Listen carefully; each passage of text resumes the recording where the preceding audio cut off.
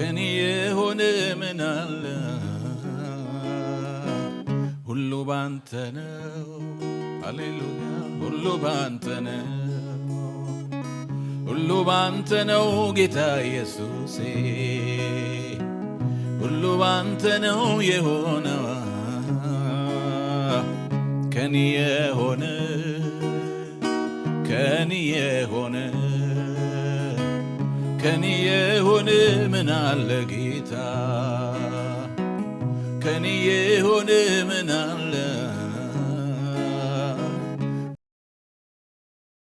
እንግዲህ ወደ የሚቀጥለው አገልግሎት እንሄዳለን። አሁንም ፓስተር አበራን ወደዚህ ጋብዛለሁ። እግዚአብሔር ስም የተባረከ ይሁን። እስቲ እንደው በጭብጨባ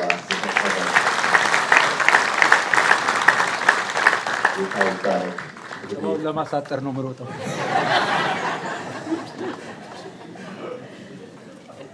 በጌታ እንደሆነ እርግጠኛ ነኝ። ጭብጨባ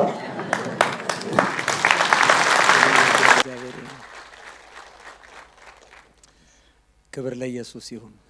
እንደምን አላችሁ? ያው ትናንትና ጠዋት የጀመርነው ርዕስ ጣፋጭ ትዳር ለመመስረት 7 መንገዶች የሚል ነው።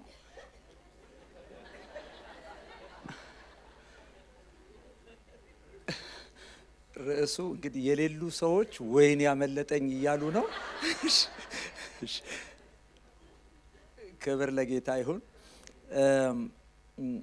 ያነሳነውን ርዕስ 7ቱ በራእይ መጽሐፍ ላይ የተገለጹትን አብያተ ክርስቲያናት እያየን ነው ያለነው። በእነዚህ አብያተ ክርስቲያናት ውስጥ 4ቱን ለማየት ሞክረናል። 3 ይቀሩናል። መጨረሻ ላይ ጠቅለል ያለ ሀሳብ ከ7ቱም ውስጥ እንደው ማሰሪያ ነገር ይኖረናል። አሁን 5ኛ የምንመለከተው የሰርዴስ ቤተክርስቲያንን ነው። እንደተለመደው ቆመን እናንብብና ጸልየን ከዛ ወደ ትምህርታችን እንሄዳለን። ራእይ ምዕራፍ 3 ከቁጥር 1 እስከ 6 ሶስቱ አብያተ ክርስቲያናት የተጠቀሱት በምዕራፍ 3 ላይ ነው። ምዕራፍ 2 ላይ 4ቱን አይተናል። 4ቱ በምዕራፍ 2 ላይ ያሉት የኤፌሶን ቤተክርስቲያን፣ የሰምርኔስ ቤተክርስቲያን፣ የጴርጋሞንንና የቲያጥሮንን ቤተክርስቲያን በምዕራፍ 2 ላይ አይተናል። ምዕራፍ 3 ከቁጥር 1 እስከ 6 ደግሞ የሰርዴስን ቤተክርስቲያን እንመለከታለን። እሱን አብረን እናንብብ። እንደው ረጋ ብለን ይሄንን ክፍል ካየነው በኋላ ምዕራፍ 3ን ከቁጥር 1 እስከ 6 ከዚያ ጸልየን ወደ ትምህርታችን እንሄዳለን። በሰርዴስም ወዳለው ወደ ቤተ ክርስቲያን መልአክ እንዲህ ብለህ ጻፍ።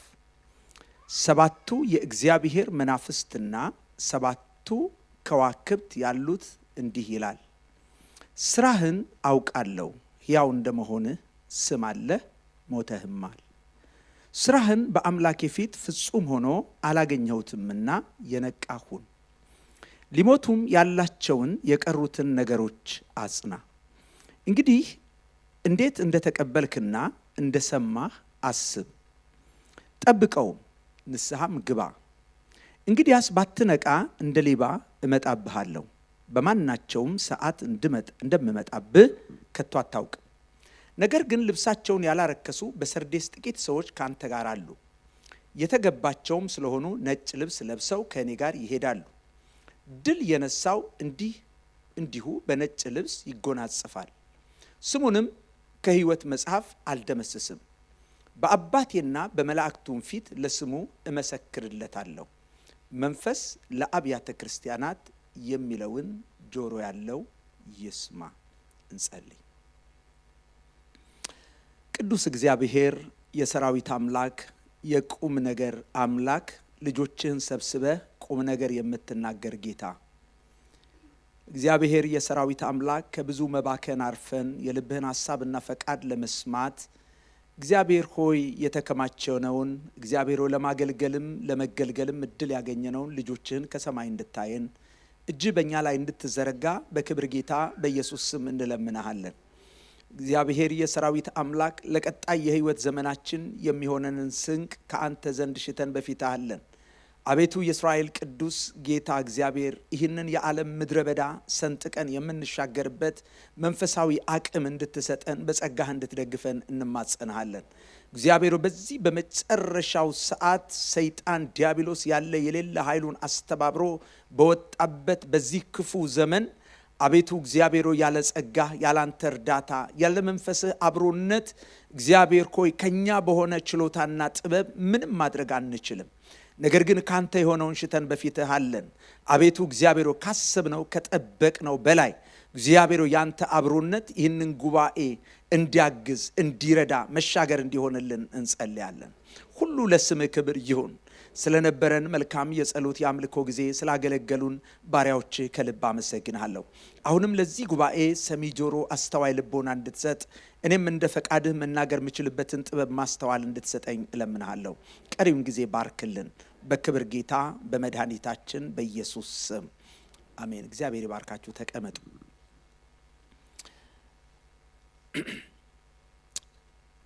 ሰርዴስ የሰርዴስ ቤተክርስቲያንን ስንመለከት ሰርዴስ ማለት ምንድነው ከሚለው እንነሳ። ሰርዴስ ቅሬታ ወይም መንጻት ተብሎ ተተርጉሟል። በትርጉም ደረጃ መንጻት ቤተክርስቲያን በስህተት ትምህርት በጣም ቆሽሻ ስለነበር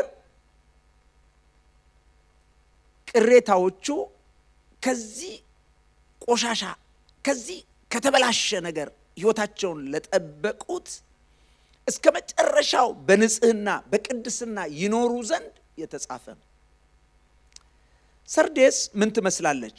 መልክዓ ምድራዊ አቀማመጧ ምንድን ነው የሚመስለው? ልዩ ልዩ ኩነቶች ከሷ ጋር የተገናኙ ከከተማዋ ጋር የተገናኙትን ነገሮች ስንመለከት ከተማዋ የምትገኘው ከቲያጥሮን ወደ 30 ማይል ርቀት ላይ ያለች ከተማ ናት። ደቡባዊ ምስራቅ ናት ከቲያጥሮን ማለት ነው።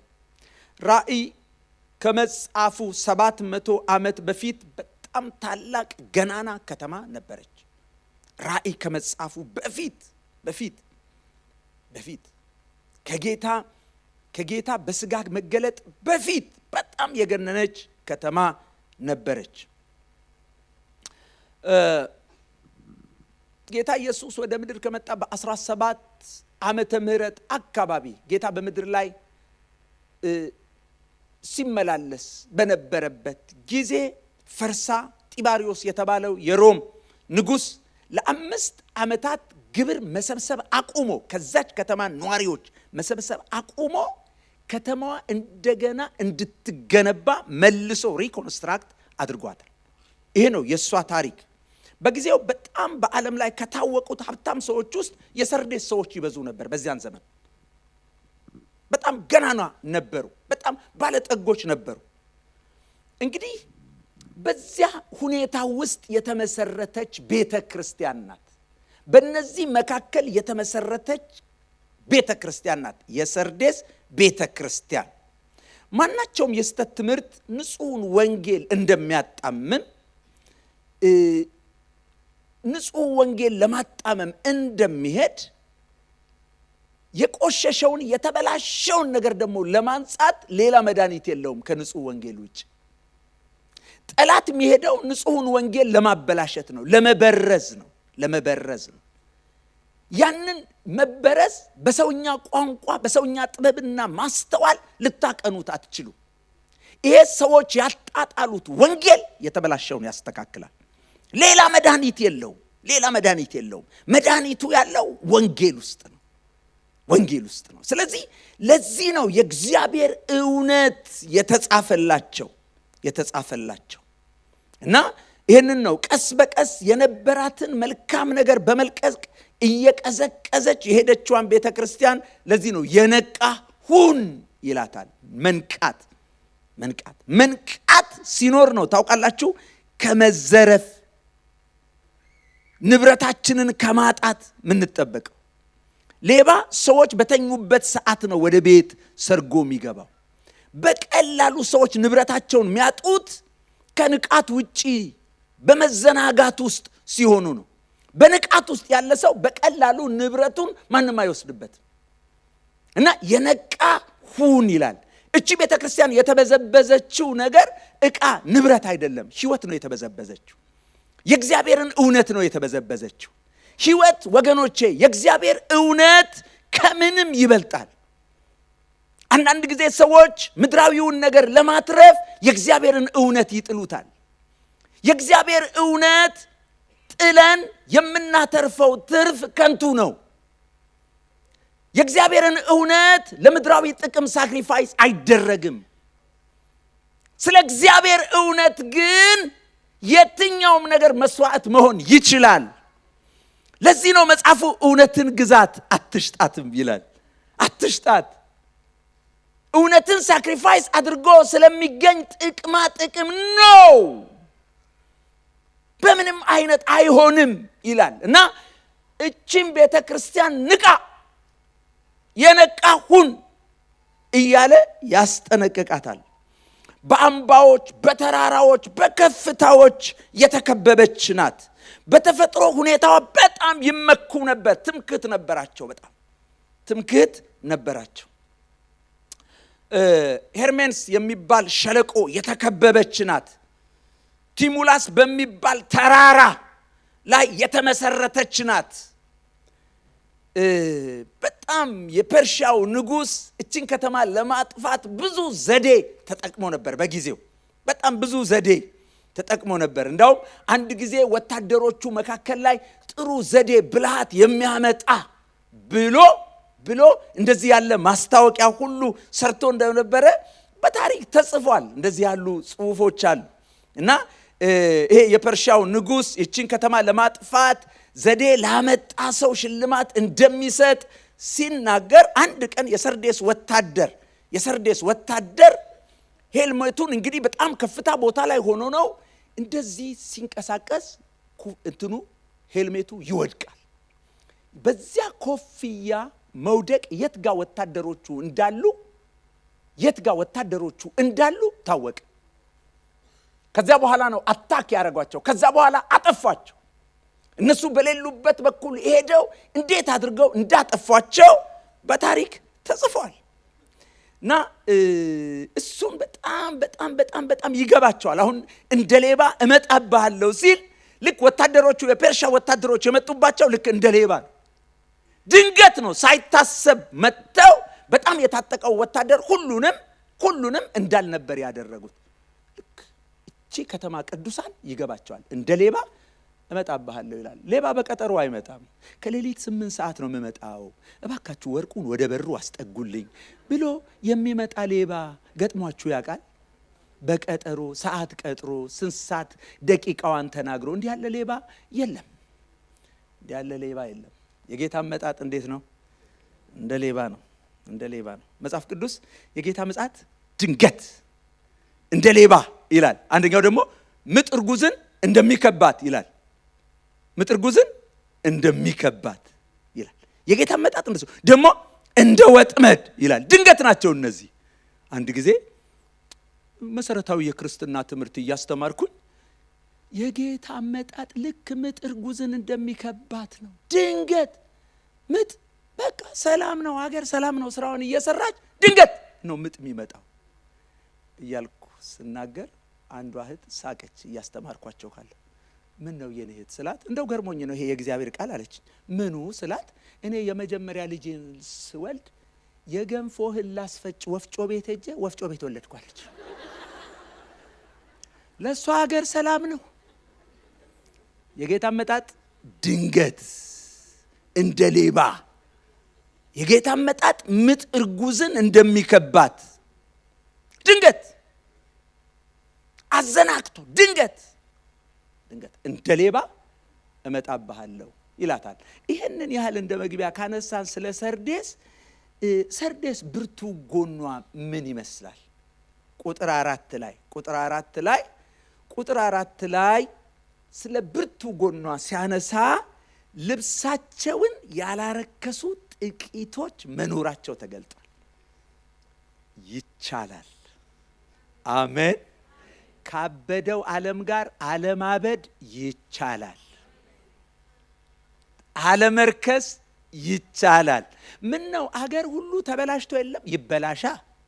አንቺ ትችያለሽ፣ አንተ ትችላለህ። በጌታ ጸጋ ይቻላል። መበላሸት ጸጋ አይጠይቅ። መበላሸት ጸጋ አይጠይቅ። ጸጋ ደግሞ ለመበላሸት በሽበሽ ነው፣ በሽበሽ ነው፣ በሽበሽ ነው፣ በሽበሽ ነው። እና ልብሳቸውን ያላረከሱ ደስ ይላል ቃሉ። ያላረከሱ ጥዩፎች ጠንቀቅ። ይገርማችኋል። ይሄ መንፈሳዊ ማንነትን ያላስደፈሩ። እግዚአብሔር ይባረክ። ይቻላል። የኔ እህት ይቻላል። ወንድሜ ይቻላል። ይቻላል። ዘመኑ ክፉ ነው። አዎ። ብዙ ነገር ተበላሽቷል። አዎ። መስመር ለቋል። አዎ። ሰው ኃጢአት ለማድረግ ትምህርት እያዘጋጀ እኮ ኃጢአት ለማድረግ ጥቅስ እየፈለቀ ነው። ቅዱሱን ቃል እንዲህ እየጠመዘዘው እንደ ሰው እጅ። እንዴ እግዚአብሔር እኮ ቅዱስ ነው። ቅዱስ ንጹህ ነው። እንደው ሌላው ቀርቶ ብዙ ጥቅስ ባናቅ እንኳን ብዙ ጥቅስ ባናቅ እንደው የእግዚአብሔር ባህሪ እንዴ እንኳን ከትልቁ ከእግዚአብሔር ከትልቅ ሰው ጋር እኮ ስትሉ ጸባይ ታሻሽላላችሁ። አረ ይቻላል። ክብር ለእግዚአብሔር ይሁን። በጌታ ጸጋ ይቻላል። መንፈሳዊ ቁንጅናን መጠበቅ ይቻላል። መቀደስ ይቻላል። የአንደበትን ንጽህና መጠበቅ፣ ህሊናን መጠበቅ፣ እጅግርን መጠበቅ፣ አለመቆሸሽ ይቻላል። ይቻላል። ይቻላል። በኃይልና በብርታት አይደለም፣ በእግዚአብሔር ጸጋ፣ በእግዚአብሔር እርዳታ። ግን ደግሞ መፈለግ መሻት ያስፈልጋል። እግዚአብሔር በግድ ስለማይቀድስ ልብሳቸውን ያላረከሱ ጥቂቶች አሉ። ብዙ ቆሻሻ ባለበት ቦታ ውስጥ ይቻላል። ወንድሜ ክብር ለእግዚአብሔር ይሁን። ይቻላል። ይቻላል። ቁጥር 4 እስቲ እናንብበው። ምንድን ነው የሚለው? ነገር ግን ልብሳቸውን ያላረከሱ በሰርዴት ጥቂት ሰዎች ካንተ ጋር አሉ። ጥቂት ቁንጅና አያቸው። መንፈሳዊ ቁንጅና ጋር ሲመጣ ሁሉም ጋር አይደለም፣ ጥቂት ከጥቂቶቹ ያርገን። ከጥቂቶቹ መጽሐፉ ምን ይላል? በሚበዙቱ ደስ አላለውም ይላል። እግዚአብሔር ከሚያዝንባቸው ከብዙዎቹ ሳንሆን በእውነት ደስ ከሚሰኝባቸው ከጥቂቶቹ ያርገን። ከጥቂቶቹ ያላረከሱ ጥቂቶች። ጥቂት ስለዚህ አንዱ ጥንካሬዋ ቅሬታዎች አሉ። እግዚአብሔር ቅሬታ ይፈልጋል። ቅሬታ ይፈልጋል። በዘመናት መካከል ምልክት የሚሆኑ እግዚአብሔር ይመስገን። ሌላው ጠንካራ ጎኗ ይቺ ቤተ ክርስቲያን የስርዓት ብቻ እንጂ ምንም አይነት መንፈሳዊነት አይታይባትም። በጊዜው ታውቃላችሁ፣ ይቺ ቤተ ክርስቲያን ስርዓት ብቻ እንጂ ምንም አይነት መንፈሳዊነት አይታይበትም። በዚህ ሁኔታ ውስጥ እነዚህ ሰዎች ያንን ሁሉ ተቋቁመው መቀጠል መቻላቸው ድንቅ ነው። ክብር ለእግዚአብሔር ይሁን። በዚህ ቁጥር 4 ላይ ነገር ግን ልብሳቸውን ያላረከሱ በሰርዴስ ጥቂት ሰዎች ካንተ ጋር አሉ፣ የተገባቸውም ስለሆኑ ነጭ ልብስ ለብሰው ከኔ ጋር ይሄዳሉ ይላል። ሁለተኛው ደካማ ጎን ነው። ምንድነው ደካማ ጎኗ? በስንፍና በድካም የተገለጠው ጎኗ ምንድነው? ከቁጥር 1 እስከ 2 ላይ ሲናገር ስም አለህ ሞተህማል ይላል። በጣም ይገርማል። ብዙ ሰዎች የሚጠነቀቁት ላይ ስላለው ስማቸው ነው። አንድ ጊዜ አንድ ሰርግ ቦታ እዛ ላይ ሰባኪ ነበር። ከባለቤቴ ጋር ወተን ከዛ እንሄዳለን። መንገድ ላይ እየሄድኩኝ ለሰዎች እመሰክር ነበር። አብረን እየተጫወትን አንዳንድ ቦታ ላይ ቆም እያልኩ ኢየሱስ ይወድሃል እያልኩ እየመሰከርኩ አጋጣሚ አንደኛው ጎዳና ላይ ያለ ሰው ነው እና እሱን አናገርኩት። ቆመ፣ ሰማኝ እና ተወልዶ ያደገበትን አካባቢ ነገረኝ። ልጅ ሆኜ ጌታን አውቅ ነበር አለ። ከዛ በኋላ ያለፈበትን ነገረኝ። በጣም አሳዘነኝ እና እባክህ ልጸልይልህ አልኩት። ፈቃደኛ ሆነ እና ንስሐ መንገድ ላይ ያስገባሁት። ንስሐ መንገድ ላይ ገብቶ በጣም ደስ ስላለኝ አቅፌ ሳምኩት። አለቀሰ ስቅ ብሎ አለቀሰ። ምን ነው ስለው እኔ እኮ የተሳምኩት ትንሽ ልጅ ሆኜ ነው እናቴ የሳመችኝ አለኝ። ሰው ስሞኛ ያቅባል። ባለቤቴም እዛ ማልቀስ ጀመረች። ቁጭ አልን። መንገድ ላይ የሚሸጥ ድንች ቀቅለው የሚሸጡዋል። ከነሱ ጋር ድንጋይ ላይ ቁጭ ብዬ እሷ ቆማ ትጠብቀኛለች። ከሱ ጋር ቁጭ ብዬ ድንች ገዝተን ከሱ ጋር መጫወት ጀመርኩ እዛው እና አብረን እየተጫወትን ስምህ ማን ነው ስለው ጌታቸው። ስሙ ማን ነው? የት ነው ያለው?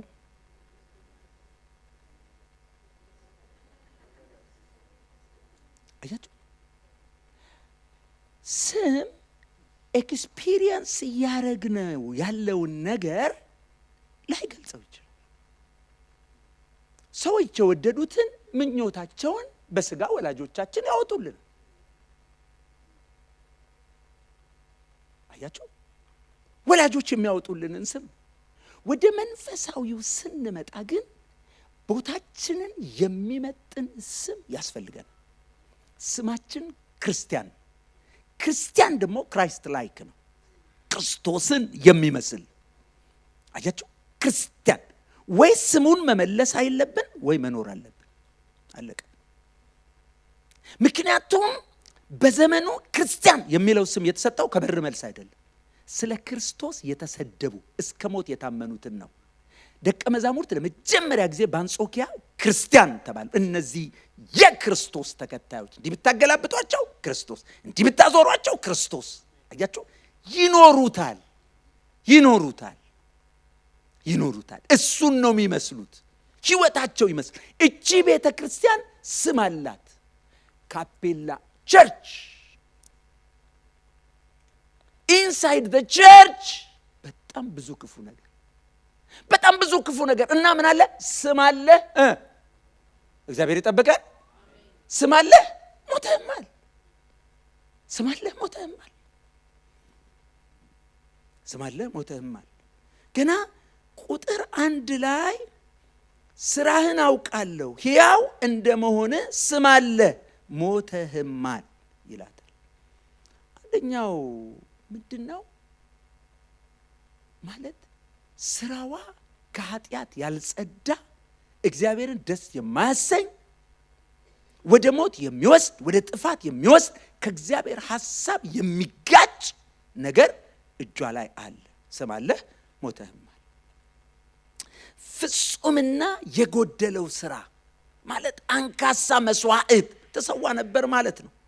ቀጥሎ የሚናገረው ቁጥር 2 ስራህን በአምላኬ ፊት ፍጹም ሆኖ አላገኘሁትምና የነቃሁን። ወገኖቼ፣ እግዚአብሔር ዝም ብሎ መስዋዕት አይቀበልም። ዝም ብሎ አይቀበል። አንዳንድ ሰው አገልግሎት ሲያገለግል ለእግዚአብሔር የዋለለት ይመስለዋል። በጣም የዋለልን እሱ ነው። ሞኞች አንሁን። እውነት የዋለልን እሱ ነው። አሁን እኔ ባልኖር እግዚአብሔር ሲጎዳ፣ አቤት ምን ይጎዳል? እሱ ምን ይጎዳል? ምን ልጠቅመው? እኔኑ ሊረዳኝ እንጂ፣ እኔኑ ሊያግዘኝ እንጂ። እስቲ ሳጎልበት አስቡት። እና አንዳንድ ሰው ለእግዚአብሔር ራሱ እግዚአብሔርን ደግፈው ያቆመው ደግሞ እርዱኝ እረዳችኋለሁ ብሏል። እስቲ እግዚአብሔርን ስንረዳው አስቡት። እና እንደሱ የሚያስቡ ሰዎች አሉ። ቸርች ውስጥ ትንሽ ሞቅ ያላቸው ጊዜ በጣም ያገለግሉና ሌላ ጊዜ ጥፍት የሚሉ ሰዎች አሉ። 3 ወር በጣም ያገለግላሉ። ጌታ ሰው ሰጠን፣ ሃሌሉያ ክብር ለእርሱ ይሁን ምናምን ብለን 3 ዓመት ይጠፋሉ። ይገርማል እኮ ማለት በወረት ነው አገልግሎታቸው። አምልኮ በወረት። ሰው የሚጎዳው ራሱ ነው። ስራ ጥንቅቅ ብለህ ነው ማገልገል ያለብህ እግዚአብሔርን። መጽሐፉ እግዚአብሔር በብሉይ ኪዳን ውስጥ የሚቀበለውን መስዋዕት እግዚአብሔር ንጹህ መስዋዕት ነው የሚቀበለው። ንጹህ መስዋዕት ነው የሚቀበለው። እውር መስዋዕት አይቀበልም። እውር በግ አይቀበልም እግዚአብሔር። አንካሳ በግ እንዲህ ያነከሰ እንትን ያለ አይቺ እንኳን አልሆነም እቺን እስቲ ለእግዚአብሔር ቤት ልውሰዳት አይቻልም። አንካሳ አይቀበልም። አያችሁ፣ ወደ አዲስ ኪዳን ስታመጡት እኮ የተጭበረበረ መስዋዕት እንደዚህ ያለ ነገር አይቀበልም። ንጹህ መስዋዕት ነው የሚቀበለው። አያችሁ፣ አንዳንድ ጊዜ ሰዎች ላያውቁት ይችላሉ። ሰዎች የሚያዩትን ነው። እግዚአብሔር ግን the inside, the motive in us, ስውሩን ድብቁን እሱን ሁሉ ያውቀዋል። በምን ሞቲቭ እንዳደረግን ያውቀዋል። ለታይታ ይሁን፣ በእኔነት ስሜት ይሁን፣ ለእግዚአብሔር ክብር ይሁን፣ በጥንቃቄ ይሁን፣ ከጥንቃቄ ውጪ ይሁን፣ እንደ ነገሩ ይሁን። አያችሁ ማለት አገልግሎታችን ዝም ብሎ ነገር እንዳይሆን። አንድ ኮካኮላ ለምሳሌ በግማሽ ብርጭቆ ውሃ ብትበርዙት የኮካኮላውን ቴስት ቀለሙንም ከለሩንም ማግኘት ትችላላችሁ። በአንድ ባልዲ ከበረዛችሁት ኮካውም የለም፣ ጣዕሙም የለም፣ ከለሩ የለም። ስለዚህ ነገራችን ቅራሪ እንዳይሆን ንጹህ መስዋዕት ለሰራዊት ጌታ፣ ለነገስታት ንጉስ፣ ለጌቶች ጌታ እንድንሰዋለት ያስ እና ስራ ፍጹም ሆኖ አላገኘሁትም። ዝም ብሎ ነገር፣ ዝም ብሎ ድንቅም አገልግሎት አይነት ሆኗል። ስራህም በአምላኬ ፊት ፍጹም ሆኖ አላገኘሁትም። ስለዚህ ይሄ ድካሟ ነው ፍጹምና የጎደለው ስራ። ሰርዴስ እንግዲህ የሞተችው ይህን የቁመና ሞት ነው። ይህን የቁመና ሞት አሉ እየተባሉ መሞት። አንዳንድ ሰው ከቸርች ወጥቶ ቆይቷል። እኛ እግሩ ሲርቅ ነው የምናውቀው። ሰውየው የለም። ሰውየው እኮ ከሄደ ቆይቷል። እንዴ በአንድ ጊዜ እንዴት ጠፋ? እገሌ ከሄደ ቆይቷል። አንተ ነህ ቆይተህ የገባ፣ አንቺ ነሽ ቆይተህ። እገሌ ከሄደ ሰንብቷል። እግሩ ነው የሚመጣው። የለም ሰሙዌር ሄዷል። ልቡ ሄዷል። በብዙ ነገር ሄዷል ማለት ኦቨርናይት አይደለም ወገኖቼ፣ ኦቨርናይት አይደለም። ስለዚህ መጠንቀቅ በጣም ያስፈልጋል። የነቃ ይሁን። በእውነት አንዳንዶች የቤታቸው ነገር አይጣፍጣቸውም። በቃ አሁን እስቲ አስቡት። አንድ አባወራ ቤቱ በገባ ቁጥር አቤት የገሌ ሚስት የምትሰራው ወጥ፣ እንደ እግዚአብሔር ያሳያችሁ። የዛን ቀን ዝም አለችው፣ ደገመ። ሁለተኛ ቀን፣ ሶስተኛ ቀን ሰለሰ። ያኔ ምን ልትሆን እንደምትችል መጀመሪያ ነበረ መርጦ ማግባት። አስቡት። ቸርች ውስጥ ሆነው ዓለምን የሚያደንቁ እንዴት ለቤተ ክርስቲያን ሰው ዓለም ትደምቅበታለች? ውብማ የኔ ጌታ፣ ውብማ ኢየሱስ የማይጠገብ ማለዳ ማለዳ አዲስ የተባለለት። እስቲ አስቡት። አያችሁ እግዚአብሔር እድል የሰጣችሁ። አያችሁ የተለያዩ አህጉራትን ዞራችሁ። ምንድነው ብርቁ ያንቺ ጌታ፣ ብርቁ ያንተ ጌታ፣ ውቡ እሱ፣ የማይጠገብ እሱ ነው። ስለዚህ ንቃ ይላታል። እና እቺ ቤተ ክርስቲያን ስሙ አላት፣ ተቦርቡራ አልቃለች። ጥሩ ትንሽ ልጅ ሆኜ አንድ መጽሐፍ አንብቤያለሁ። ትልቁ ዛፍ እንዴት ወደቀ ይላል። አቤት የልጅነት አይረሳኝም። እንግዲህ ይሄ ሁለት አፍ ያለው ወፍ ምናምን የብረት ድስትና ሸክላ ድስት ታሪክ፣ በቃ ታሪክና ምሳሌ ሶስቱ መጽሐፍ አይረሱ ነገሮች አሉና ይሄኛው ደግሞ ሌላ መጽሐፍ ነው። ትልቁ ዛፍ እንዴት ወደቀ ይላል። አንድ አገር ውስጥ በጣም ትልቅ ዛፍ ነበረ። ይሄ ዛፍ በጣም ከሩቅ ሆነው ሰዎች ሲያዩት ያንን ዛፍ ያዩታል። አገሬው ላይ በጣም ትልቅ ነው። አንድ ቀለታ ሰዎች ማለዳ ሲወጡ ትልቁ ዛፍ ከሩቅ አይታይም። ምን ሆነ? ትልቁ ዛፍ ሲሄዱ ወድቋል። ጠጋ ብለው ሲያዩት ለካ ትልቁ ዛፍ ውስጡ ተቦርቡሯል። ውስጡ ተቦርቡሮ በአንድ ጊዜ አይደለም፣ ተቦርቡሮ ትልቁ ዛፍ እንዳይወድቅ መጠንቀቅ። ደካማ ጎኗ ይሄ ነው። እሺ የተሰጣት የመፍትሄ አቅጣጫ ምንድን ነው? የተሰጣት የመፍትሄ አቅጣጫ ልታደርግ የተነገራት ምንድን ነው? ቁጥር 2 እስከ 3 ላይ ተጠቅሷል። ቁጥር 2 እስከ 3 ቁጥር 2 ላይ ድካሟን ይናገርና በአምላክ ፊት ፍጹም ሆኖ ስራህን አላገኘሁትም ካለ በኋላ ቀጥሎ የመፍትሄ አቅጣጫ ይነግራታል። የነቃ ሁን፣ ሊሞቱም ያላቸውን የቀሩትን ነገሮች አጽና ይላታል። ቀጥሎ ቁጥር 3 እንግዲህ እንዴት እንደተቀበል እንደሰማ አስብ፣ ጠብቀውም፣ ንስሐም ግባ ይላታል። ስለዚህ ለዚች ቤተ ክርስቲያን የተሰጣት የመፍትሄ አቅጣጫ ምንድን ነው? የነቃ ሁን፣ ንቃት። በተለይም ለመጨረሻዋ ዘመን ቤተ ክርስቲያን ጌታ መድኃኒታችን ኢየሱስ ክርስቶስ በምድር ላይ ሲመላለስ ካስተማራቸው ድንቅ ትምህርቶች መካከል አንደኛው ንቃት።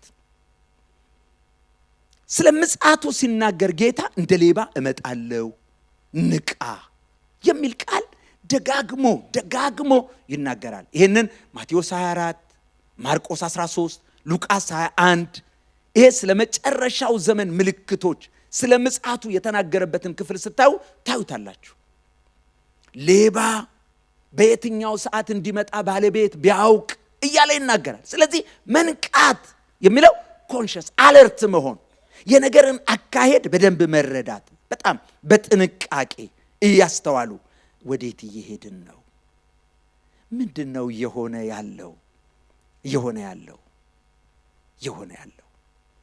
በዓለም ላይ አሁን ግሎባሊ የክርስቲያን አማኞች ቁጥር በጣም ጨምሯል። በጣም ነው የጨመረው። ምናልባት ከ30 ከ40 ዓመት በፊት ከነበረው ይልቅ በጣም ጨምሯል። ቀድሞ የነበሩትን የቅድስና ነገሮች ስታነሱ ቀድሞ ስለ ቅድስና ሲነሳ በጣም አንዳንዶቹ ነገሮች በጣም የጥንቃቄያቸው ልክ ይሄ ነው አይባል። በጣም ነው። አንዳንዱ መጽሐፍ ቅዱሳዊ መሰረት እንኳን የሌለው ነው። እውነት ለመናገር ማለት እግዚአብሔርን እንዴት እናስደስተው? አንድ ሰው ለምን ተገሰጸ መሰላችሁ? በጠጅ ቤት በኩል አለፍክ። መንገድ ጠፍቶ ነው ወይ?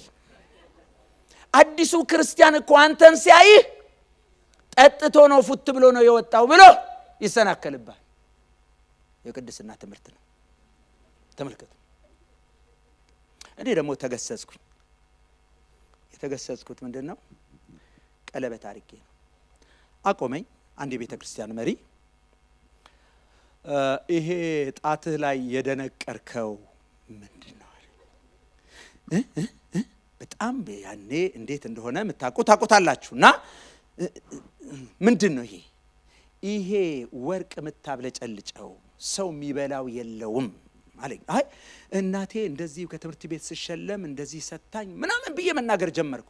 ይሄ እዩኝ ማለት የት ለመድረስ ነው አለኝ። ቀለበቱ ወለቀ። የቅድስና ጉድለት። ተመልከቱ። የጥንቃቄው ልክ ይሄ ነው አይባልም። አንዳንዱ ነገር እውነት ለመናገር ኃጢአት ነው ወይ ብትሉ በጣም እንለይ ከሚል ሐሳብ የመጣ በጣም ሽር ብለን እንኑር የሚል ሐሳብ ካልሆነ በስተቀር ምናልባትም ከጽድቅ ከቅድስናም ጉድለት ጋር እንኳን የሚያያዝ ላይሆን ይችላል። ያሁኑን ደግሞ አስቡት። በትልቅ ጥፋት ውስጥ ሰው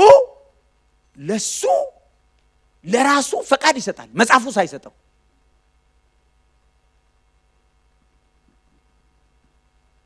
ንቃት ያስፈልገናል። ወዴት እየሄድን ነው?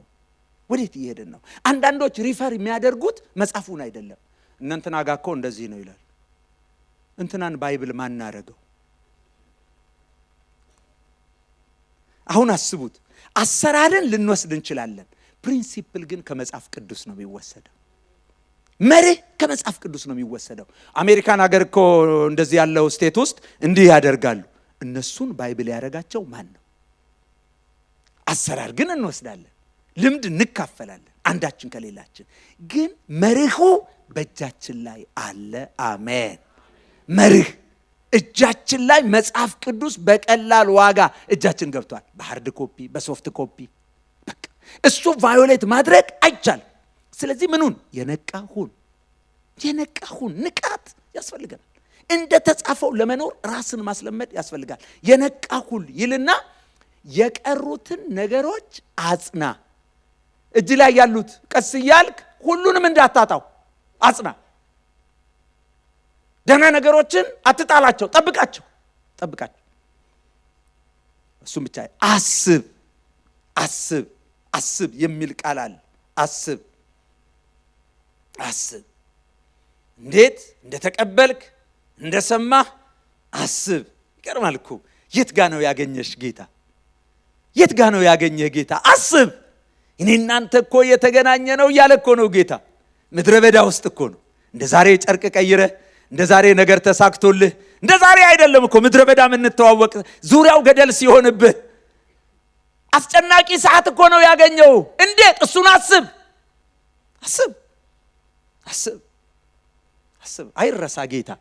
እስራኤል ቤት ከተመከረው ምክር ውስጥ አንዱ እስራኤላውያን ወደ ተስፋይቱ ምድር ሲደርሱ ዘዳግም ምዕራፍ 8 ላይ የምታዩት በጣም ወደ ተስፋይቱ ምድር ሲቀርቡ የሚነግራቸው ነገር ምንድን ነው?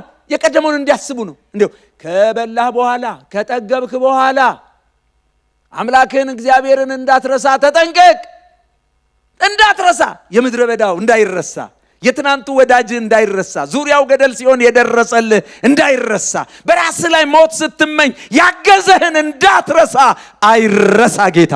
በአንቺ ቤት አይረሳ፣ በአንተ ቤት አይረሳ፣ በትውልዳችሁ አይረሳ ጌታ። እሱ ነው ያቆመን፣ እሱ ነው ያገዘን። አስብ ይልና ጠብቀው ደግሞ የሚል ቃል አለ። ጠብቀው፣ በጎው ይጠበቅ። እናንተ በዚች ምድር ላይ ያላችሁ ቅዱሳን በቤት በጓዳችሁ በጎው ይጠበቅ፣ መልካሙ ይቀጥል። በደከምክበት፣ በሳትክበት፣ በተላለፍክበት ነገር ደግሞ ምን ብላ ምን አርግ? ንስሐ ግባ። ይህን ይናገራል። እንግዲህ ብርቱ ጎኗ ተጠቅሷል፣ ደካማ ጎኗ ተጠቅሷል። ባታደርግ የሚከተላት የተሰጣት ማስጠንቀቂያ አለ። ይህንን ንቃ፣ የቀሩትን ነገሮች አጽና፣ አስብ፣ ጠብቀው፣ ንስሐ ግባ። ይህንን ባታደርግ የሚከተላት ምንድን ነው? እንደ ሌባ እመጣብሃለሁ። እቺ እመጣብሃለሁ ተደጋገመች። እመጣብሃለሁ የተባሉ አሉ። አይምጣብን ይምጣልን ብለናል። ይምጣልን፣ እመጣብሃለሁ። ባታደርግ ከመጣባት ደግሞ ይቀጣታል። ከመጣባት ደግሞ ከእጁ አታመልጥ። ማንም ማያድናት። የመጨረሻው ባለስልጣን እሱ ስለሆነ የተሰጣት የመፍትሄ አቅጣጫ ተከትላ ፈጽማ ብትመለስ የተገባላት ቃል አለ። እሺ ብትለው፣ ብትታዘዘው፣ ሁሌም ከእሽታ በኋላ ባርኮታል። እግዚአብሔርን እሺ በማለት ውስጥ ጥቅም አለ። እሺ ብትለው ከቁጥር 4 እስከ 5 ባታደርግ የሚከተላትን ቁጥር 3 ላይ ይናገራል። ብታደርግ ደግሞ የተገባላትን ከቁጥር 4 እስከ 5 ይናገራል። ቁጥር 3 እንግዲያስ ባትነቃ እንደ ሌባ እመጣብሃለሁ፣ በማናቸው ሰዓት እንደምመጣብህ ከቶ አታውቅም ይላታል። ባታደርግ ይሄ ይከተላታል። ብታደርግ ነገር ግን ልብሳቸውን ያላረከሱ የሰርዴት ጥቂት ሰዎች ካንተ ጋር አሉ፣ የተገባቸውም ስለሆኑ ነጭ ልብስ ለብሰው ከኔ ጋር ይሄዳሉ። ልብሳቸውን ያላሳደፉ የተጠነቀቁ ከጌታ ጋር። ቁጥር 5 ድል የነሳው እንዲሁ በነጭ ልብስ ይጎናጸፋል፣ ስሙንም በሕይወት መጽሐፍ አልደመስስም፣ በአባቴና በመላእክቱ ፊት ለስሙ እመሰክርለታለሁ ይላል። የተሰጣትን የመፍትሄ አቅጣጫ ተከትላ ፈጽማ ብትመለስ የተገባላት ቃል በነጭ ልብስ መጎናጸፍ፣ ስሟ በሕይወት መጽሐፍ ከሕይወት መጽሐፍ አለመደምሰስ፣ ከእርሱ ከአባቱ ጋር በአባቱ ፊት ስለ እርሷ እንደሚመሰክርላት ቃል ገብቷል። ከሰርዴስ ምን ተማርን? ምንድነው የቀረልን?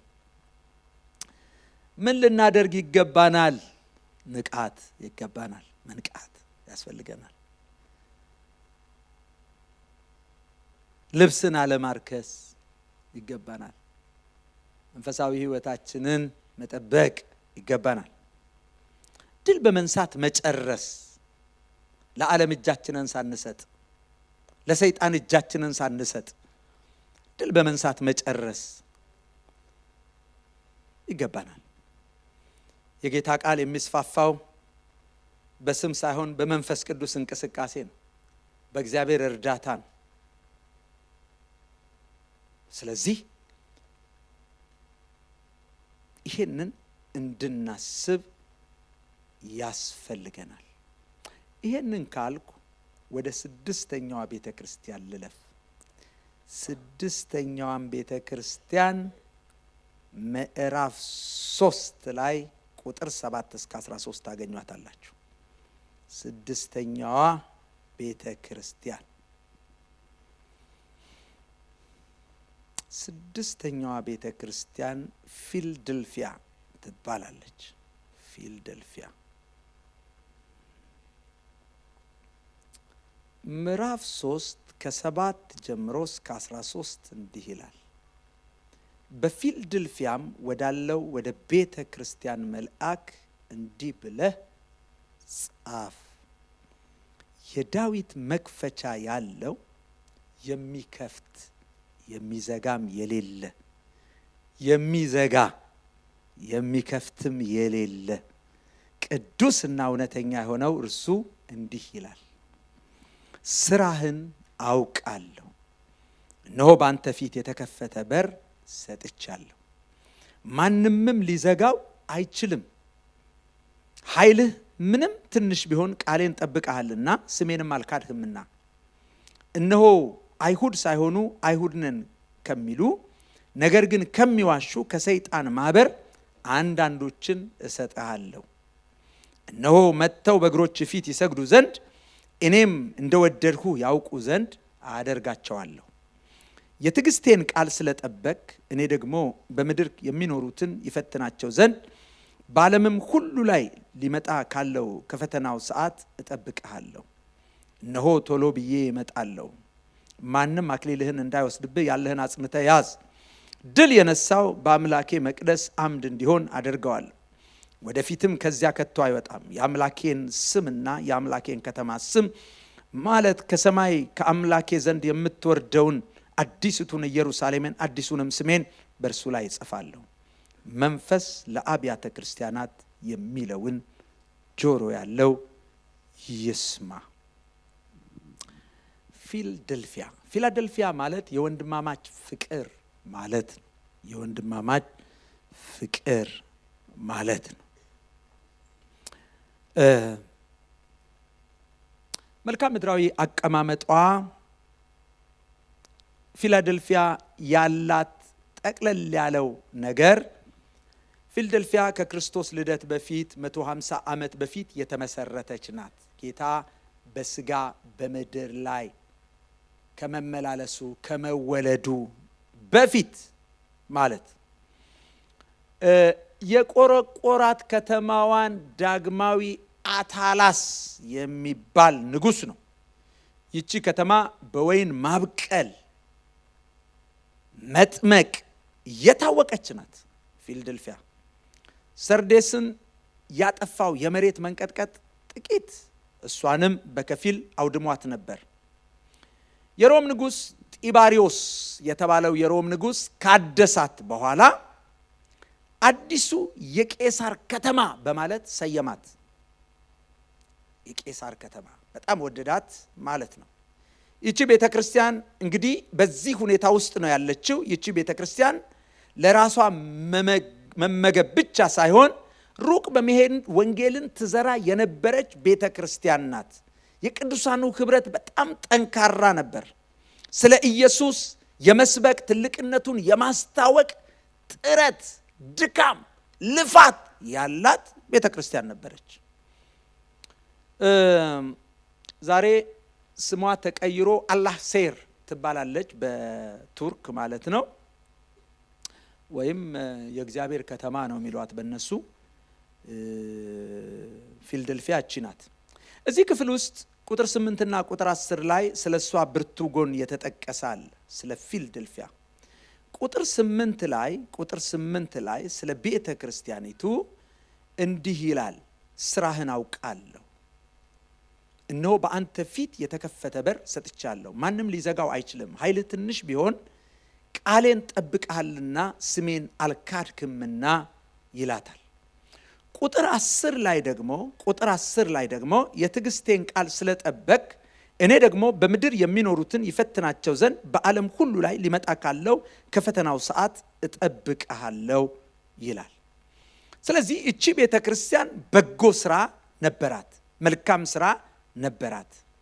በጥንቃቄ ስራዋን የምታከናውን የእግዚአብሔርን ልብ የሚያሳርፍ ስራ የምትሰራ ቤተ ክርስቲያን ነበረች። ይሄ ብቻ አይደለም፣ ቃሉን የምትጠብቅ። ቃሉን መጠበቅ ማለት ያለውን ማድረግ ያላለውን አለማድረግ፣ እንደ እግዚአብሔር ቃል መውጣት፣ እንደ እግዚአብሔር ቃል መግባት፣ አገልግሎትን በተጻፈው ልክ በተጻፈው መስመር ማስኬድ ማለት ነው። ቃሉ ምን ይላል እያሉ ማገልገል፣ ቃሉ ምን ይላል እያሉ መውጣት መግባት፣ እሱ ነው ቃሌን ጠብቀሃል። የእግዚአብሔር ቃል ከነሱ የተነሳ አልተሰደበም። የስድብ ምክንያት አልሆኑም። ቃሉን ይጠብቃሉ። ቃሌን ጠብቀሃል ይልና ስሜን አልካድክም ይላል። ወገኖቼ ቀላል አይደለም። አንዳንድ ጊዜ የሚመጡ ፈተናዎች የእግዚአብሔር መሆናችንን እንዳናሳውቅ፣ ከሰልፍ የተነሳ ከተግዳሮት የተነሳ ከውጊያ የተነሳ ሰዎች እኮ ግራ ቀኝ የሚያዩበት ሁኔታ አለ። ማለት ስደት መከራ ባለበት ቦታ ላይ ሙያ በልብ ነው ጸልዬ ባልበላስ የሚሉ ሰዎች አሉ። ማለት እንዲህ ቀላል አይደለም። እና አልካድክም ስሜን ምን አላልክም አልካድክም፣ በእኔ አላፈርክብኝም። በጌታ በራሱ ታውቃላችሁ፣ ስለ ጌታ መሰደብ፣ ስለ ጌታ መዋረድን ሰዎች የማይፈልጉበት ሁኔታ አለ። ስጋዊ ክብራቸውን ለመጠበቅ ሲሉ ስለ ጌታ መሰደብን የማይፈልጉበት ሁኔታ አለ። እና ስሜን አልካድክም፣ የትዕግስቴን ቃል ጠብቀሃል። ትዕግስት ብዙውን ጊዜ መጽሐፍ ቅዱስ ላይ ከዚህ ከመከራ ጋር ከፈተና ጋር የተጻፈ ነው። እንዳውም ሞር ኦፍ ይሄ ፔሸንስ ከሚለው የእንግሊዝኛ ቃል ይልቅ ሎንግ ሰፈሪንግ የሚለውን ነው የሚፈታው። ሎንግ ሰፈሪንግ እና በመከራ ውስጥ ከመቆም ጋር የትዕግስቴ ቃል ማለት በችግር ውስጥ በተግዳሮት ውስጥ በማያቆም ሁኔታ ውስጥ ጌታ አለ፣ ጌታ ይመጣል፣ ይሄ ነገር ይቀየራል ብሎ ከመቆም ጋር እና ይሄ ጠንካራ ጎኗ ብርቱ ጎኗ ተጠቅሶላታል። ደካማ ጎኗ የፊልደልፊያ ምንድን ነው? ምንም አልተጠቀሰም። በጣም የሚገርማችሁ በእነዚህ ከ7 አብያተ ክርስቲያናት ውስጥ ጠንካራ ጎን ብቻ የተነገረላቸው ሰምርኔስና ፊልደልፊያ ናቸው። ሁለቱ ቤተ ክርስቲያን ብቻ ናቸው። ደካማ ጎን አልተጠቀሰም። ብርቱ ጎናቸው ብቻ ነው የተጠቀሰው። በጣም ስለ በጎ ነገራቸው ስለ መልካም ነገራቸው የተበረታቱ ኢንከሬጅ የተደረጉ አብያተ ክርስቲያናት ናቸው። ሁለቱ አልተጠቀሰም። የተሰጣት የመፍትሄ አቅጣጫ ወይም ልታደርግ የተነገራት ማለት ምታርመው ስህተት የላትም፣ አልተነገረም። ግን ያላትን አጽንታ እንድትይዝ የምክር ቃል ተሰጥቷታል። ጠብቂው፣ ይሄ በጎ ነገር ይቀጥል። መልካም ነገር አለ አብያተ ክርስቲያናት ውስጥ ይቀጥል በኢየሱስ ስም። በዚህ በሆላንድ ምድር ላይ ያሉ በእውነት በዚህ በሰሜን በደቡብ በሁሉም አቅጣጫ ያሉ ቅዱሳን በጎ ነገር ይቀጥል፣ ዘመን ይሻገር፣ እስከ ወዲያኛው ጌታ እስኪመጣ ይቀጥል መልካም ነገር እና ያለህን አጽንተህ ያዝ። ቁጥር 11 ላይ ይሄንን ነው የሚናገረው። ቁጥር 11 ላይ እነሆ ቶሎ ብዬ እመጣለሁ፣ ማንም አክሊልህን እንዳይወስድብህ ያለህን አጽንተህ ያዝ። ማለት እንዳትጠብቀው የሚያደርግ ነገር አለ። እንድትጥለው የሚያደርግ ነገር አለ። እንድትዘናጋ የሚያደርግ ነገር አለ። በጎ ነገር እንዳይቀጥል፣ መልካም ነገር እንዳይቀጥል የሚፋለም ዓለም ውስጥ አለ። ግን ያለህን አጽንተህ ያዝ። ባታደርግ የሚከተላት የተሰጣት ማስጠንቀቂያ የለም። ድካም ስላልተጠቀሰ፣ ደካማ ጎን ስለሌለ ባታደርግ የሚመጣ የተጠቀሰ ነገር የለም። የተሰጣትን የመፍትሄ አቅጣጫ ወይንም ጌታ ያላትን የምክር ቃል ጠብቃ ጸንታ ያላትን አጥብቃ ይዛ ብትጠብቀው የሚሆንላት ነገሮች አሉ። ከ8 እስከ 10 እና ቁጥር 12 ላይ ታዩታላችሁ። ከ8 እስከ 10 ጌታ ያላት ነገር አለ። ከ8 እስከ 10 ስራህን አውቃለሁ፣ የተከፈተ በር ሰጥቼሃለሁ፣ ማንም ሊዘጋው አይችልም። እግዚአብሔር ከከፈተ ማንም አይዘጋው፣ እሱ ከዘጋ ማንም አይከፍተው።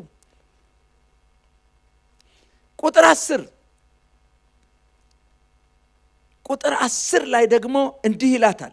ቁጥር 10 ላይ የትዕግስቴን ቃል ስለጠበቅ እኔ ደግሞ በምድር የሚኖሩትን ይፈትናቸው ዘንድ በዓለም ሁሉ ላይ ሊመጣ ካለው ከፈተናው ሰዓት ምን አደርጋለሁ? እግዚአብሔር ይጠብቃችሁ፣ እግዚአብሔር ይጠብቅሽ፣ እግዚአብሔር ይጠብቅህ። እጠብቅሃለሁ። መጠበቅ። ቁጥር 12 ድል የነሳው በአምላኬ መቅደስ አምድ እንዲሆን አደርገዋለሁ፣ ወደፊትም ከዚያ ከቶ አይወጣም። የአምላኬን ስምና የአምላኬን ከተማ ስም ማለት ከሰማይ ከአምላኬ ዘንድ የምትወርደውን አዲሲቱን ኢየሩሳሌም አዲሲቱንም ስሜን በእርሱ ላይ እጽፋለሁ ይላል። እንግዲህ ምንድን ነው የተባለው? የተከፈተ በር ሰጥቼሃለሁ። እሱም ብቻ አይደለም፣ ሰዎችን አሳልፌ እሰጥሃለሁ። እግዚአብሔር ሰው ይስጣችሁ። እና በጣም እነዚህ የሚሰጡት ሰዎች ለፊላደልፊያ ቤተክርስቲያን የሚሰጡ ሰዎች ዋዛ ሰዎች አይደሉም። በጣም ከእግዚአብሔር እውነት የራቁ ሰዎች ናቸው። እግዚአብሔር ግን የሰው ልብ መዘወር ይችላል።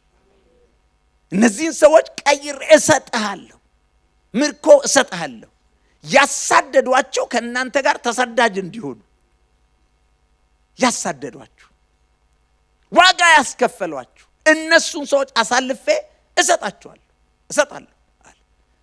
እንደወደድኩ ያውቁ ዘንድ አደርጋለሁ። እግዚአብሔር ይመስገን። አንዳንድ ሰዎች እኮ ከመጡ በኋላ ይገርማል። እንደው ክርስቲያኑ እኮ ቢገባው ይላሉ። እንዴት እንደወደድኩ ያውቁ ዘንድ አደርጋለሁ። በፈተናው ሰዓት እጠብቅሃለሁ፣ ድል የነሳው አምድ እንዲሆን አደርገዋለሁ። ከዚያ አይወጣም፣ አዲሱንም ስሜን በእርሱ እጽፋለሁ። እንግዲህ ከፊላደልፊያ ምን ተማርን? ምንድን ነው የተማርነው? ምንድን ነው ከፊላደልፊያ የተማርነው?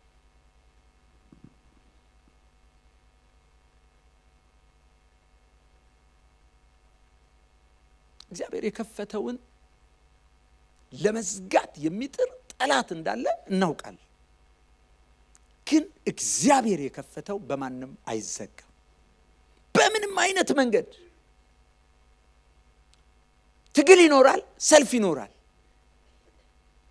እግዚአብሔር ያለልን ቦታ እንዳንደርስ መንገዳችንን ልንዘጋ የምንችለው እኛ ብቻ ነው። ከእግዚአብሔር ሐሳብ ጋር ከቆምሽ ታሸንፊያለሽ። ከእግዚአብሔር ሐሳብ ጋር ከቆምክ ታሸንፋለህ። እኛ መስመር ላይ ሆነን እግዚአብሔር የማይችለው ሰልፍ የለም ወገኖች። ገናና ሰይጣን የለም፣ ገናና ኢየሱስ ብቻ ነው። ትልቅ እርሱ ብቻ ነው። እርሱ የማይችለው ምንም የለም። ስለዚህ እግዚአብሔር የከፈተውን ማንም አይዘጋም። ጌታ የተከፈተ በር የሰጠው ቃሉን ለጠበቁት ነው። ይሄን እንማራለን። ዝም ብሎ ከበር መልስ አይደለም ማለት ግድግዳ ላይ ስለለጠፍን አይደለም። ይሄን ጥቅስ መኖር ነው ያለብን። ያኔ ይከፍተዋል። ክብር ለእግዚአብሔር ይሁን። ቃሉን ለጠበቁት ነው ይሄን ያደረገው። መስመር ላይ ላሉት ነው። ፈቃዱን ለፈጸሙት ነው። ይሄን አለማድረግ አይችልም እግዚአብሔር። መስመር ላይ ሆነሽ አንቺን አለመባረክ አይችልም እግዚአብሔር። አንተን አለመባረክ አይችልም። ላንተ በር ለመክፈት አይችልም። አንተን አለመጠበቅ አይችልም። እግዚአብሔር የኪዳን አምላክ ነው። ከሱ ጥበቃ ውጪ ከርሱ ማዕቀፍ ውጪ ካልወጣን ከሱ ሐሳብ ጋር እስካለን ድረስ እግዚአብሔር በህይወታችን ይሄንን ያደርገዋል። ከፊልደልፊያ የምናየው ይሄንን ነው። የታመነች ቤተክርስቲያን ነበረች። ቃሉን ጠብቃ ነበር። የትዕግስቱን ቃል ጠብቃ ነበር። በማንኛውም ጊዜ ቦታ እውነተኛ ክርስቲያኖችን የሚጠብቃቸውን እግዚአብሔር የሚጠብቃቸው ቃሉን መመሪያቸው ላደረጉት ነው። ይሄን ማወቅ መቻል አለብን። አሁን ጊዜው ቀላል እንዳይመስላችሁ። ከቃል ውጪ ከመስመር ወጥተው ሰዎች የእግዚአብሔርን አብሮነት የእግዚአብሔርን ጥበቃ ይሻሉ። መጽሐፉ ግን ይሄን አስተምረን እንዴ እግዚአብሔር ውቃቢ አይደለም በግድ የሚይዝ በምንም አይነት ውቃቢ ነው። አለቃትም ልቀቅ ተቃጠል በኢየሱስ አለቃትም የሚለው ነው። ጌታን ወደን ነው። ለዚህ እኮ ነው ሰዎች ንስሐ ግቡ ሲባሉ እምቢ ያሉት ይሄዳሉ፣ የመጡት እሺ ብለው ይቀበላሉ። በግድ ግን ማንቁርት ተይዞ ጌታን ያገኘ ሰው የለም ማንም። እግዚአብሔር እድል ይሰጣል። ወደን አምነንበት እንድንመጣ ነው የሚያደርገው። ወደን አምነንበት እንድናመልከው እንድናገለግለው ነው የሚያደርገው። በግድ አይደለም፣ በግድ አይደለም። ስለዚህ ይሄንን ነፃነት ሰዎች አይጠቀሙበትም፣ ይዘናጋሉ። የሰጠንን እድል እንድንጠቀም ጌታ ይርዳን እና ቃሉን መጠበቅ፣ እንደ ቃሉ መውጣት መግባት፣ ይሄ በጣም አስፈላጊ ነገር ነው። ከዚህ የምንማረው እሱን ነው። ታላቅ ስደት የመንፈስን ስራ የሚያጠፋ የእርስ በርስ ስደት ነው ወገኖች። ቃሉን የሚያጣምሙ መከራ መቀበልን የማይፈልጉ ቅምጥሎች ያሉበት ዘመን ነው። ላክሊላቸው አይጠነቀቁ እንዴ መንግስተ ሰማይ እኮ ጌታ ዋጋ ከፍሎልናል። አዎ፣ ግን ደግሞ የኛም ድርሻ ተነግሮናል። የመንግስተ ሰማይ መንገድ ቀጭን ነው። በሩ ጠባብ ነው። የማን ትምህርት ነው? የኢየሱስ ትምህርት ነው። እና በዲሞክራሲ በድምፅ ብልጫ እናስፋው እንደ መንገዱን ግድ የላችሁም እናስፋው። እስቲ ሰፋ ሰፋ ይበልልን እንደ ቀለበት መንገድ የምትሉ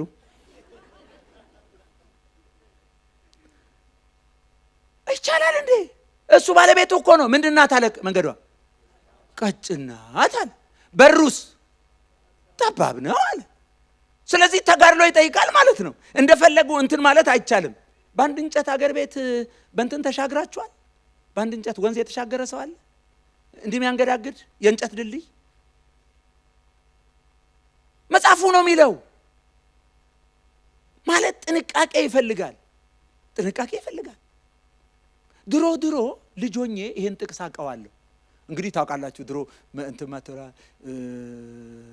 መስቀል ከፊቴ ዓለም ከኋላ እና ይሄ ቀጭኑ መንገድ ይነገራል። እና ስለ ቀጭኑ መንገድ ሳስብ በልጅነቴ የጥቅስ ውድድር ይነገራል። እና ይሄን ጥቅስ ሳስበው ቀጭኗ መንገድ ላይ ያሉ የቸርች ሰዎች፣ ሰፊው መንገድ ላይ ያሉ ደግሞ ውጭ ያሉ ሰዎች። ሰንብቶ ምን እንደገባኝ ታውቃላችሁ? ቸርች ውስጥ ያሉ ሰዎችም ሰፊ መንገድ ላይ ሊሆኑ እንደሚችሉ ገባኝ። ይሄ ቀጭኑና ሰፊው የውሳኔ ጉዳይ እንጂ የአባልነት ጉዳይ እንዳልሆነ ገብቶኛል። በደም በርቸስቸስ ማለት ይቻላል። ቸርች ውስጥ ሆኖ አባልም ሆኖ አገልጋይም ሆኖ አያችሁ። ስለዚህ እለት we have to be determined። በጣም መወሰን፣ ከትናንት ይልቅ ዛሬ ልንወስን፣ ከትናንት ይልቅ ዛሬ ልንጨክን ይገባል። የትዕግስቴን ቃል ጠብቃል።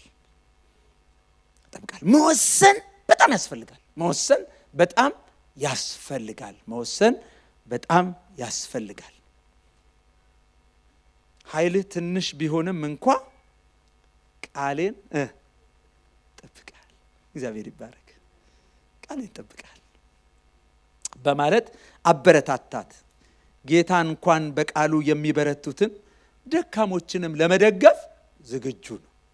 ይሄ ማለት ግን ደካሞች ድካማቸውን ተረድተው ለድካማቸው ምክንያት ማብዛት ሳይሆን እርዳኝ፣ አግዘኝ፣ አልቻልኩም፣ አሁን በአንተ ቤት እንደመኖሬ እንደ ዘመኔ አገልጋይ መሆን፣ መሪ መሆን፣ ለሕዝብ ጥቅም መሆን ነበረብኝ። ግን ዘመኔን በራሴው እጅ በላሁት፣ በከንቱ ለጠላት አሳልፌ የሰጠው፣ እርዳኝ፣ አግዘኝ የኔ ጌታ። ሲማጸኑት ይረዳል፣ ይደግፋል። ስለዚህ ይሄን ልናስብ ይገባል።